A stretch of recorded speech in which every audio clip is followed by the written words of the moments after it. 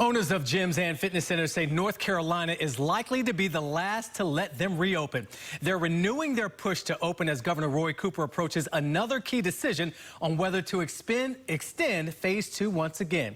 Our Capitol reporter Michael Hyland is live in Raleigh getting answers about how those businesses are getting ready. Michael.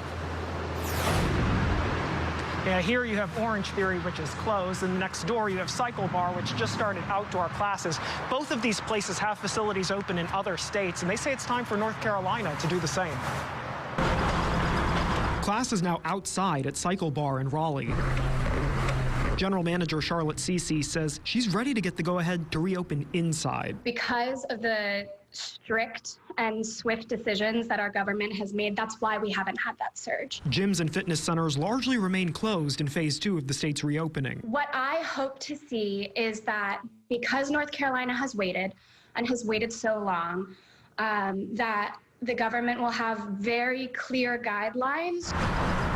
New Jersey, which was hard hit at the start of the pandemic, will reopen indoor gyms next week at reduced capacity. An industry trade group says that leaves North Carolina as the only state where they're closed statewide. Some states have reopened them only in some regions, some closing back down in the hardest hit areas. Fred Bryant is with Orange Theory, which is reopened in other states. We have over 3.5 million member check-ins with 0 confirmed cases of transmission inside of the facility. Some gyms are defying the state order and opening anyway. Others are operating under an exception that allows people to use them with a medical note. Democratic Governor Roy Cooper said he extended phase 2 this month to give time for schools to begin reopening. We're going to continue to look at the numbers, and we'll be making an announcement on that when decisions are made about looking at the numbers. Doesn't seem like it's a campaign issue that's going to lose the governor election, but having to go backwards, that becomes a political issue.